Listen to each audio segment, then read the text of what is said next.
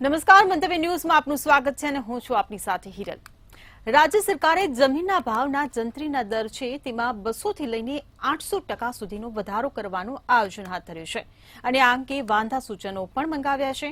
ત્યારે બાંધકામ ઉદ્યોગ સાથે સંકળાયેલી બિલ્ડર લોબીએ આ સામે સખત વિરોધ નોંધાવ્યો છે, કેમ કે રશિયા, યુક્રેન તેમજ ઇઝરાયલના યુદ્ધને કારણે જે વૈશ્વિક મંદી છે તેની અસર આપણા દેશમાં પણ જોવા મળી રહી છે।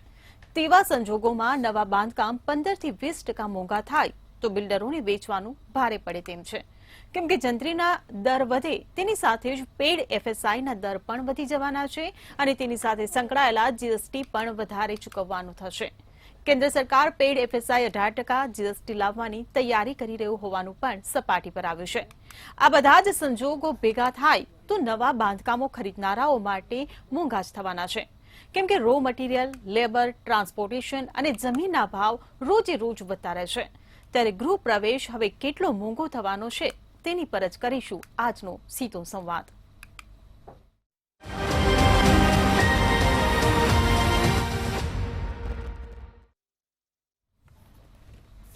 તો ચર્ચામાં આપણી સાથે જોડાઈ ગયા છે ભાજપમાંથી સ્નેહલ જોશી, કોંગ્રેસમાંથી આપણી સાથે જોડાયા છે મુકેશ પંચાલ અને સિદ્ધાર્થ ભટ્ટ કે જે આર્થિક બાબતોના નિષ્ણાત છે તે વિશ્લેષક તરીકે આપણી સાથે જોડાયા છે। આપ તમામ મહાનુભાવોનું મંતવ્ય ન્યૂઝમાં સ્વાગત છે।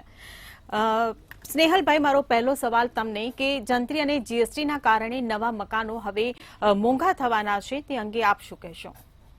આપણે જોયું છે કે છેલ્લા એક દાયકાથી અમદાવાદ અને ગુજરાતના બધા શહેરોની જે પ્રગતિ થઈ છે, infrastructure development point of view બી જોઈએ તો BRTS થી લઈ અને ઘણા બધા એવા સફળ પ્રોજેક્ટ આજે આપણે કાર્યાન્વિત કર્યા છે।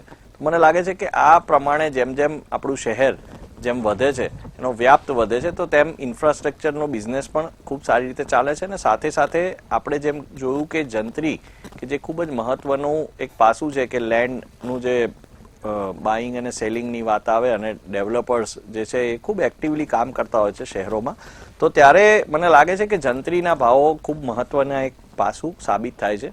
પણ આપણે જોઈએ તો છેલ્લે 2011 પછી જંત્રીના ભાવમાં કોઈ પણ જાતનું રિવિઝન નથી આવ્યું, એટલે સ્વાભાવિક છે કે હવે એવો સમય આવ્યો છે કે અત્યારે જે અત્યારના પરિપ્રેક્ષમાં સમયની સાથે જે પણ ફેરફાર લાવવા પડે સરકાર લાવી છે। સાથે એક બીજી મહત્વની વાત એ છે કે જ્યારે પેડ એફએસઆઈની વાત આવે છે તો પેડ એફએસઆઈ જે છે એ જંત્રીના અમુક પ્રતિશત જ પૈસા આપવાના હોય છે, એટલે ઘણી વખત એવી આપણે ભ્રમણા પણ ફેલાતી હોય છે કે ભાઈ પેડ એફએસઆઈની ઉપર જીએસટી લાગ્યો વગેરે વગેરે। તો મને લાગે છે કે જો એ જીએસટી લાગશે પણ તો પણ એ 40%, આશરે 40% જેવી જે કિંમત હોય જંત્રીની એટલામાં પેડ એફએસઆઈ ખરીદવામાં આવે છે। એટલે મને લાગે છે કે આ બધા પાસાથી સ્વાભાવિક છે કદાચ જે એન્ડ પ્રોડક્ટ હોય, જે અપાર્ટમેન્ટ કે જે દુકાન કે જે લોકો લેતા હોય એની પર થોડો ઘણો ફરક પડશે, પણ કોઈ ખાસ એટલો લાંબો ફરક નહીં પડે। સાથે મહત્વની વાત એ પણ છે કે જેમ જેમ ડેવલપમેન્ટ વધે છે તેમ સાથે એફએસઆઈ પણ વધતી જાય છે। પહેલાં 1.2 પછી 1.8, હવે પેડ એફએસઆઈ લો તો 2.21 સુધી કરી શકે છે અને સ્પેશિયલ ટ્રાન્ઝિટ ઝોન જે આપ્યો છે, જે શહેરોમાં BRTS ને મેટ્રોની આસપાસના જે ઝોનને એ લોકોએ ડિમાર્કેટ કર્યો છે ત્યાં તો લગભગ 4 સુધીની એફએસઆઈ છે। એટલે બિલ્ડર ભાઈઓ જે પણ એક પ્લોટ લે એની ઉપર એ લોકો વર્ટિકલ ડેવલપમેન્ટ ખૂબ સારી રીતે કરી શકે છે અને એ લોકોનો સેલેબલ એરિયા જે છે તે પણ એ લોકોને વધુ મળે છે।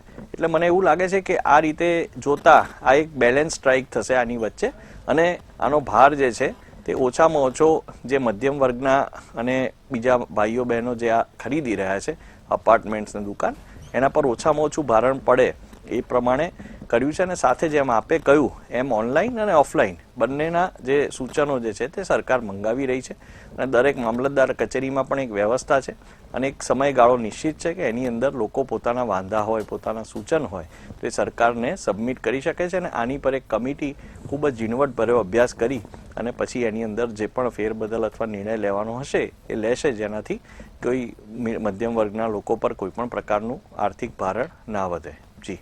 જી બિલકુલ મુકેશભાઈ, મારો સવાલ તમને કે પેડ એફએસઆઈ મોંઘી થવાને કારણે બાંધકામ ઉદ્યોગોને સારો એવો મોટો એવો ફટકો પડશે, આ અંગે આપનો શું મત છે?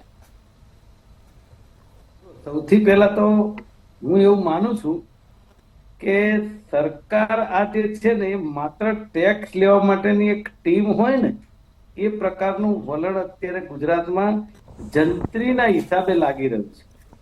એટલા માટે કહું છું કે ભાઈએ હમણાં કહ્યું કે 2011 થી જંત્રી વધારવામાં નથી આવી.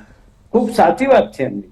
તો હું એવું માનું છું કે 2000 થી 2024 સુધી, આપણે તો આમ તો 2022-23 કહી શકાય, કારણ કે 22-23 વગર વિચારે પરિપત્ર દ્વારા કોઈ પણ જાતની ચર્ચા દ્વારા અમુક જગ્યાએ ડબલ જંત્રી લાગુ કરી દેવામાં આવી છે. એ ક્યારે ખબર પડી? દસ્તાવેજ કરવા લોકો ગયા ત્યારે કે હવે આ ડબલ જંત્રી છે, ત્યારે ખબર પડી. છતાંય આપણે માની લઈએ કે એ વસ્તુ કેટલાકને મજબૂરીનો લાભ છે એટલે બિચારાએ કરવો પડે. પણ 2011 થી અત્યાર સુધી જ્યારે 11 ની અંદર આંદોલન થયું હતું ત્યારે સરકાર દ્વારા કહેવામાં આવ્યું હતું અને લોકોના સૂચનો પણ હતા કે દર વર્ષે 8 થી 10% જેટલી જંત્રી જો વધે તો કોઈ પણ પબ્લિકને, કોઈ પણ ડેવલપરને કે કોઈ પણ જનતાને ક્યારેય પ્રોબ્લેમ કોઈ નડે નહીં, કારણ કે જે રીતે પ્રોપર્ટી ટેક્સમાં ટકાવારીની વધારો કરો છો એમાં ક્યાંય પ્રોબ્લેમ થતો નથી. તો જંત્રીની અંદર તમે કેમ ઊંઘી રહો છો 10-12 વર્ષ સુધી? ગઈ વખતે પણ એવું થયું હતું, આ વખતે પણ એવું થયું. અમુક જગ્યા તો એવી છે કે ધારો કે આપણે અમદાવાદના થલતેજની વાત કરીએ તો થલતેજની અંદર 1 લાખ રૂપિયા જંત્રી અને બોડકદેવમાં 20,000 રૂપિયા, 22,000 જંત્રી. એટલે પરિસ્થિતિ શું થાય કે થલતેજનો વિકાસ અટકાવવાનો પ્રયત્ન હોય કે એમની અંદરની મંશા શું હોય ભગવાન જાણે. પણ બિલ્ડર કોઈ પણ હોય, ડેવલપર, એને જો તમે થલતેજનો પ્લોટ આપો તો એના કરતા બોડકદેવના પ્લોટમાં કે સોલાના પ્લોટમાં એને રસ વધારે હોય, કારણ કે ત્યાં ખરીદવામાં આવતો TDR કે જે FSI એને જંત્રીના ભાવે ખરીદવાના હોય છે. એટલે એ જંત્રી ત્યાં ઓછી હોય તો ઓટોમેટિક એ પ્રોજેક્ટ એમને સસ્તો પડે. એટલે એ વિસ્તારોનું ડેવલપમેન્ટ થાય, થલતેજનું ના થાય. આ કામ છેલ્લા 10 વર્ષથી થલતેજ સાથે થઈ રહ્યું. આવા કેટલાય વિસ્તારો ગુજરાતના બીજા શહેરોમાં હશે, પણ હું થલતેજની વાત કરું. હવે બીજી વાત કે જે રીતે પબ્લિક ઉપર માર ક્યાં પડે છે? પબ્લિક ઉપર માર એવો પડે છે કે જે રીતે અત્યારે હાલ જંત્રી વધશે એટલે એક તો સૌથી પહેલી વાત કેવી છે કે જે 20 થી 25% લોકો કે જેણે બાના ખર્ચ ને બાનું આપ્યું હોય, બિલ્ડરને પૈસા આપ્યા હોય, એમણે જે તે વખતે નક્કી થયું હોય ત્યારે આ જંત્રીની વાત નહીં હોય. હવે આ જંત્રીની વાત આવી એટલે બિલ્ડર પણ એમની મનમાની ક્યાંક ચલાવશે અને બિલ્ડર સીધું કહેશે કે આ તો ગવર્મેન્ટને ભરવાના છે ભાઈ, અમારે નહીં. તો અલ્ટિમેટલી કન્યાની કેડે ભાર એ વાત સાબિત થાય તો પછી ગુજરાતની સરકારે જનતાનું ભલું શું ઈચ્છ્યું? આ એક સવાલ થયો. બીજી વાત, હા, એની અંદર જે વાત કરે છે કે જંત્રી વધારે હોય એટલે લોન વધારે મળી શકે, આવી પણ વાત છે. એ તમે સમજો કે જે સરકારી નોકરીઓ કરે છે તેને, અથવા જે લોકો પ્રાઇવેટ જોબ કરતા હોય એને, અને એ લોકોના જે મસ્ત મોટા પગારો હોય છે એને, જે નાના પગારો વાળા છે ને કોઈ ક્યાંય બેનિફિટ મળતો નથી. અને નાના પગાર વાળાને જંત્રીના હિસાબે કઈ એનો પગાર 25,000 હોય તો એને કઈ 50 લાખની લોન મળી નથી જતી, એ ઇન્કમ ટેક્સના રિટર્નના આધારે મળતી હોય છે. એટલે કે જંત્રી થવાથી દરેક માણસને ગુજરાતના ફાયદો થઈ જાય અને વિકાસ થઈ જાય એવું ક્યાંય કશું દેખાતું નથી. વાત એવી છે હવે બીજી કે આની અંદર સૌથી પહેલા જે રીતે આમાં અનુકરણ કરવું જોઈએ જંત્રીમાં, તો એવું કરવું જોઈએ કે અત્યારે હાલ આ જંત્રી લાગુ કરવાનો કાયદો મોકૂફ રાખવો જોઈએ. બીજી વાત કે બિલ્ડર જે રીતે આ વખતે બહાર આવ્યા છે, ગાહેડની સંસ્થાઓ, ક્રેડાઈની કે બીજા કોઈ પણ, એ આ વખતે એવું લાગે પબ્લિકને કે આ ડેવલપરો ડર્યા વગર સૂચનો કરવા બહાર આવ્યા છે. પણ એની અંદર સીધે સીધી મિલી ભગત સરકાર સાથે હોય એવું એટલે લાગે કે સાહેબ છેલ્લે તો દાખલ કરવાની વાત કરી છે, આજે તો ના કરી શકાય આ વસ્તુ. તમારે કરવી હોય તો તમે જે 200% ને 2000% વાત છે ને એની બદલે 10% સ્ટાર્ટ કરો. પાછી તમે આવતા વર્ષે ફરીથી વધારજો. અને એવું શક્ય નથી એવું જો કેવું હોય તો ગુજરાતની સરકાર બજેટ કેવું તરત દર માર્ચ મહિના પછી આવે છે કે નથી આવતું? પ્રોપર્ટી ટેક્સના બિલો ટાઈમસર આવે છે કે નથી આવતા? જે વસ્તુ પ્રજા પાસેથી લેવાની હોય છે એ દરેક વર્ષે તૈયાર થાય જ છે. તો જંત્રીનો મુસદ્દો તૈયાર થવામાં કેમ વાર લાગે છે, આ સૌથી મોટો સવાલ છે. તો અલ્ટિમેટલી રીડેવલપમેન્ટના પ્રોજેક્ટ હોય કે પ્રાઇવેટ નાના પ્રોજેક્ટ હોય. સાહેબ હમણાં એમ કહેતા હતા જી મુકેશભાઈ, કે અમદાવાદની અંદરના જુદા જુદા શહેરોમાં અમુક FSI આપેલી છે જે એમને 1.8 હોય, 1.2 હોય કે 4 ની પણ FSI હોય. જી. મારા સાહેબ આ ધંધા સાથે સંકળાયેલો છે. મુકેશભાઈ, એના હું ફરી રોડને આપની પાસે ધ્યાનમાં આવીશ. રાખીને મુકેશભાઈ, એના જે BRTS ના ધારાધોરણ હોય, SG હાઈવે હોય, એ રીતે છે. અને તમને એક સૌથી મોટી અગત્યની વાત મને જાણવા મળી કે જે 1.2 ની FSI અમદાવાદ અને બીજા શહેરોમાં છે એના કરતા રાજકોટની અંદર જે છે 1.8 છે. એ જી, મુકેશભાઈ. વિજયભાઈ રૂપાણી મુખ્યમંત્રી હતા ત્યારે થયેલું. તો એવો ગોળ ખોળ કેમ રાખવામાં આવે? દરેક શહેરોમાં એ થવું જોઈએ લાગુ. જી બિલકુલ એક મુકેશભાઈ, હું રાજકોટમાં ફરીથી આપની પાસે આવીશ, ફરી સવાલ કરીશ તમને. અત્યારે સિદ્ધાર્થભાઈ, હું તમને પૂછવા માંગીશ કે તમે આર્થિક બાબતોના નિષ્ણાત છો, ત્યારે મને એ જણાવો કે સરકારે જંત્રીના દરમાં જે બહુ મોટો વધારો કરવાનું સૂચવ્યું છે, ત્યારે જો આ તે લાગુ થાય તો જમીનના ભાવ અને બાંધકામ ઉદ્યોગના અર્થતંત્ર પર શું અસર પડશે? આનો મિક્સ પ્રતિભાવ પડશે, કારણ કે અમુક વર્ગ નારાજ થયો છે અને અમુક વર્ગ ખુશ થયો છે. એના કારણો સાથે આપણે તાર્કિક ચર્ચા કરીએ, સમજવાનો પ્રયત્ન કરીએ. જંત્રી છે શું? તો એનું સાદું ઉદાહરણ એવી રીતે આપું કે સરકારની સબસિડી દ્વારા જે અન્ન યોજના ચાલતી હોય, માની લો આપણે ગાંધીનગર સચિવાલયમાં જમવા જઈએ તો 70 રૂપિયાની થાળી પડે, અને એ જે જમવાનું આપણે બહાર હોટલમાં ખાવાનું ખાઈએ તો 150 રૂપિયાની થાળી પડે. એટલે કે માર્કેટ પ્રાઇસ જમવાની 150 રૂપિયા છે, પરંતુ સરકારે ઓછો ભાવ રાખ્યો છે એટલે 70 રૂપિયામાં સચિવાલયમાં મળે. તો સામાન્ય નાગરિક જયારે બહાર જમવા જાય છે, જે 150 રૂપિયા એની કિંમત હોય છે, તો જમીનમાં પણ એવું જ છે. વાસ્તવિક માર્કેટ વેલ્યુ જમીનની જે હતી એના આધારે જ બિલ્ડરો ફ્લેટ, રેસિડેન્શિયલ, કોમર્શિયલ પ્રોપર્ટી વેચતા હતા. જંત્રીનો ભાવ ઓછો હતો, એટલે કે સબસિડાઇઝ કરેલો ભાવ, સબસિડાઇઝ શબ્દ ના વપરાય, પરંતુ એનો 70 રૂપિયા પ્રમાણે ભાવ હતો. હવે સરકારને લાગ્યું કે ભાઈ આ તો અમે ખોટ કરી રહ્યા છે, સરકારની તિજોરી નુકસાનમાં છે, તો આવકના સ્ત્રોતનું સર્જન કરવા માટે સરકારે પણ 70 રૂપિયાની થાળીનો ભાવ 150 રૂપિયા કરી દીધો, જે બજારમાં 150 રૂપિયા વેચાય જ છે. એટલે સરકારે તો ફેર માર્કેટ પ્રેક્ટિસ પ્રમાણે જે થતું હતું એ કર્યું. તો આમાં કશું ખોટું નથી, કારણ કે સરકારની આવક વધશે. પરંતુ પ્રશ્ન ક્યાં થયો કે હું 70 રૂપિયાની થાળી ખાવા ટેવાયેલો હતો અને અચાનક જ મારા ખીચામાંથી 150 રૂપિયા જતા રહે તો મને તો વાંધો આવે કે ના આવે? એનો રસ્તો એવી રીતે કરવાનો હતો કે દર વર્ષે 10-10, 15-15% વધારો, તો 5 વર્ષમાં ક્યાંક ને ક્યાંક એ બધું સગવડ થઈ જાય. એક સાથે આ જે વધારો કરવામાં આવ્યો એમાં પ્રશ્ન છે. બિલ્ડર લોબી આ જ વાત કહે છે કે તમે 10 વર્ષ પહેલા જંત્રીમાં વધારો કર્યો હતો, તો પછી સમયાંતરે દર વર્ષે થોડો 2-2, 5-5, 10-10% વધારો કરો તો અમને વાંધો નથી. એક સાથે તમે 440 વોલ્ટનો ઝટકો આપો છો, એની સામે વાંધો છે. બીજી વસ્તુ એ આવે છે કે બીજું રિયલ એસ્ટેટના લોકોને પેટમાં ક્યાં દુખે, અથવા તો એમને તો કદાચ નહીં દુખતો હોય, પણ જેમાં રિયલ એસ્ટેટમાં જે લોકોના પૈસા લાગેલા છે ને એમને પેટમાં દુખે. કારણ કે જ્યારે 70 રૂપિયાની થાળી 150 રૂપિયામાં થાય એટલે 150 રૂપિયાનું ઓફિશિયલ બિલ ફાટે. એવી જ રીતે જંત્રીમાં પણ જે વધારો થવામાં આવ્યો તો સોદાઓ જે જંત્રીની વેલ્યુ છે એ પ્રમાણે થશે. એટલે હજી પણ ક્યાંક ને ક્યાંક નોટબંધી પછી જ્યાં કાળું નાણું ફરતું હતું તો એની ઉપર કંટ્રોલ આવશે. હવે કાળા નાણાંના સર્ક્યુલેશન ઉપર કંટ્રોલ આવે એટલે સ્વાભાવિકપણે જે 2 નંબરિયા છે એમને આ વાત પેટમાં દુખે. એટલે ક્યાંક ને ક્યાંક એ લોકોનો પણ છુપો વિરોધ છે, બિલ્ડરોને આગળ ધરી દે છે.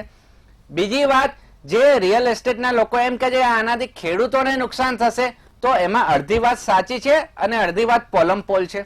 કારણ કે એક પણ ખેડૂતે આનો વિરોધ કર્યો નથી. હવે શું ખેડૂતને આની અસર પડે છે? જંત્રીના જે સૂચિત વધારો કરવામાં આવ્યો છે તો 100% અસર પડશે. એના ખેતરની માર્કેટ વેલ્યુ પેલા 5 લાખ હતી, તો જેમ મુકેશ પંચાલજીએ વાત કરી તો અમુકમાં આડકત આમ સમજ્યા વગર અનસાયન્ટિફિક રીતે જંત્રીનો વધારો કરી દેવામાં આવ્યો છે. એટલે એની ખેતરની જમીનનો ભાવ ડબલ થઈ ગયો, પણ એની માર્કેટ વેલ્યુ તો ઓછી છે, એટલે એનું ખેતર કદાચ વેચાય નહીં એને કરીને. એક પ્રશ્ન આવે છે. બીજો પ્રશ્ન જે મધ્યમ વર્ગની છે, ગરીબ આવાસ યોજના છે, તો ઘરનું ઘર એ દરેકનું સપનું હોય છે. અને જ્યારે ભારત યુવા દેશ છે, ગામડામાંથી શહેરમાં આવે છે, તો એને જ્યારે એ નવપરિણીત યુગલ એમ વિચારતું હોય છે, સોનેરી સપના સેવતું હોય છે કે આપણું ઘરનું ઘર હોય, તો આ પ્રમાણે જે મધ્યમ વર્ગ અને બિલો પોવર્ટી લાઈન બીપીએલ ના જે મકાનો છે એમાં જો જંત્રીનો ભાવ વધારો થાય છે તો એમને ક્યાંક ને ક્યાંક ભાડાના ઘરમાં રહેવા માટે મજબૂર થવું પડે એવી પરિસ્થિતિ છે. જી બિલકુલ. સ્નેહલભાઈ, હું પણ તમને એ જ સવાલ પૂછવા માંગીશ કે 12 વર્ષ પછી આ જંત્રીના દરમાં વધારો થવા જઈ રહ્યો છે.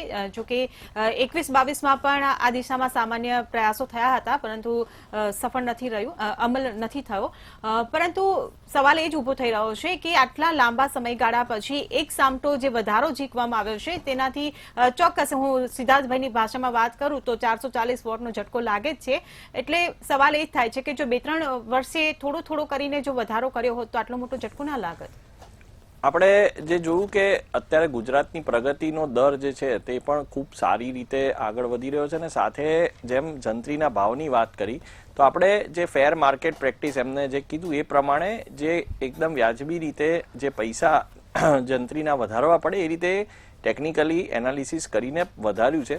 તે છતાં પણ તમે જેમ કહ્યું એના માટે થઈને એક વિન્ડો રાખી છે, એક સમયગાળો રાખ્યો છે કે જેની અંદર એ લોકો સૂચન આપી શકે, કે ઘણા બધા લોકોના અલગ અલગ પ્રકારના સૂચન આવે, અને સ્વાભાવિક છે કે જો કદાચ એના અમલીકરણની અંદર કોઈ પણ જાતના ફેરફાર લાવવાની જો જરૂર હશે તો પણ એ સરકાર જોશે. અને આ બધાની અંદર જે મધ્યમ વર્ગના અને ગરીબ લોકો જે ગરીબ આવાસ યોજનામાં ઘર લેવા માટે અથવા તો 1 BHK ના ફ્લેટ્સ લેવા માટે ઈચ્છે છે એ લોકો હંમેશા અમારા કેન્દ્રમાં રહેશે. અને આનાથી સાથે સાથે જેમ સિદ્ધાર્થભાઈએ પણ કહ્યું કે જે પેમેન્ટ્સ છે એ પણ બધા સારી રીતે એને ઓન પેપર આપવા પડશે. અને મને લાગે છે કે જે લોકો લોન લઈને આગળ જે મકાનો લે છે તેના માટે મને લાગે છે કે કદાચ આ એક ઉપયોગી પાસું પણ બનશે, અને એ લોકોને સારી રીતે ટ્રાન્સપરન્ટલી એક પોતાની પ્રોપર્ટી ઓન કરવાનો ચાન્સ મળશે. વાત છે એના અમલીકરણની, વાત છે કે આ એકદમ વધારો કેમ થયો એની, એ વાત છે કે આને જે એની ઉપર ટેક્સ લાગ્યો એની. તો આ બધા પાસા જે છે તેમ એની અંદર સરકાર ખૂબ ઝીણવટભર્યું વિશ્લેષણ પર કરશે, અને એક્સપર્ટની કમિટીના જે એનું ઓપિનિયન લઈ અને એના આધારે જો આની અંદર પણ ફેરફાર કરવા પડે, એના ઇમ્પ્લિમેન્ટેશનમાં પણ ફેરફાર કરવા પડે તો સરકાર ખૂબ જ પોઝિટિવ અભિગમ રાખીને કામ કરશે. કારણ કે આ ગુજરાતના લોકોની વાત છે, ગુજરાતના મધ્યમ વર્ગ ને ગરીબ લોકોના ઘરની વાત છે. એટલે મને લાગે છે કે આ આગામી સમયમાં જંત્રીને ખૂબ જ સારી રીતે અને ખૂબ જ સાયન્ટિફિક એપ્રોચથી એનું અમલીકરણ થશે. જી બિલકુલ. મુકેશભાઈ, હું તમને પૂછવા માંગીશ કે રાજ્ય સરકાર જ્યારે જંત્રીનો ભાવ વધારો કરવાનું વિચારે, એ દિશામાં જ્યારે પગલાં ભરે, અને જો કોઈને કોઈ ચૂંટણી આવી જતી હોય ત્યારે પછી એને પાછું ટાળી દેવામાં આવે, અને પછી ચૂંટણી જાય, વોટ બેંક તેમની સલામત થઈ જાય, પછી એક સામતો ડોઝ આપી દેવાનો, આ જે આખી પરિસ્થિતિ છે તેને આપ કઈ રીતે વિશ્લેષણ કરો છો તેનું? કે એક રાજા હતો ને, એને બ્રેડના વેપારી એવું કહ્યું કે આ 10 રૂપિયાની બ્રેડ અમને પોસાતી નથી, 12 રૂપિયા કરી આપો. એટલે રાજાએ કીધું કે 12 રૂપિયા નહીં, 20 રૂપિયા ભાવ વધારો.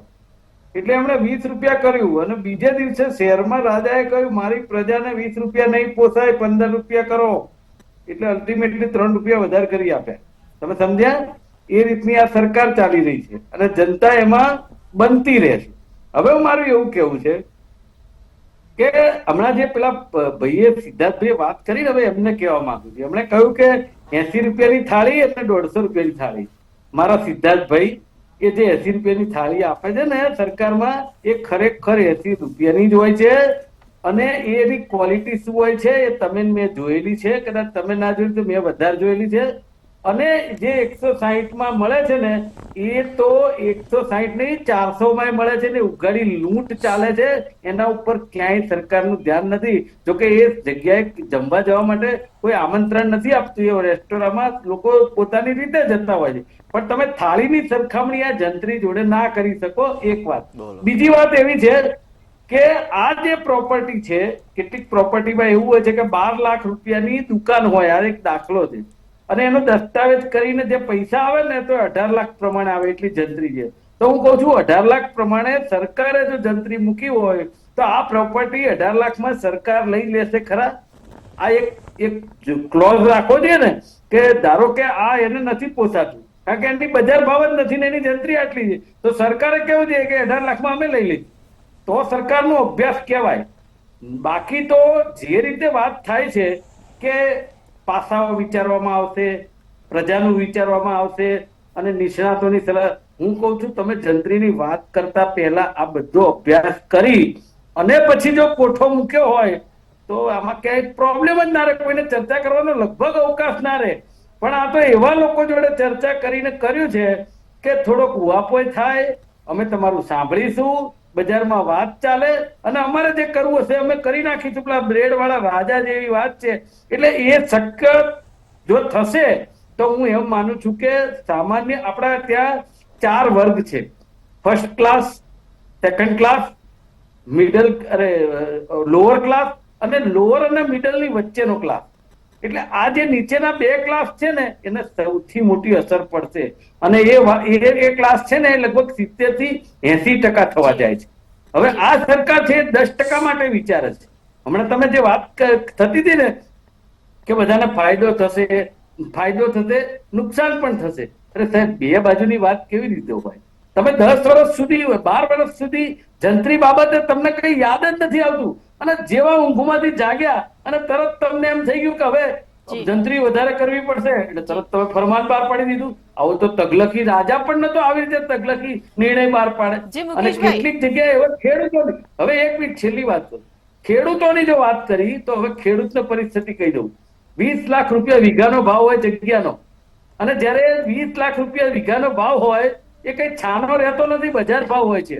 સરકારને ખબર હોય છે, લેનારને ખબર હોય, વેચનારને ખબર હોય, પણ એની જંત્રી ઓછી હતી અત્યાર સુધી. હવે સમથળ કરવાની વાત છે એટલે બ્લેક ને વ્હાઈટ ની વાત થઈ. પેલા ભાઈએ કહ્યું ને, પણ સાહેબ નોટબંધી પછી બધું બ્લેક નું નાનું નીકળી ગયું, આજે નથી નીકળ્યું. આ માત્ર વાતો છે. છતાંય હવે આ જંત્રીની વાત કરું છું કે 20 લાખ રૂપિયાનો ભાવ હોય એ ખેડૂતને 35 લાખ રૂપિયા સ્ટેમ્પ ડ્યુટી પ્રમાણે એના ઘરમાં વ્હાઈટ ના આવે.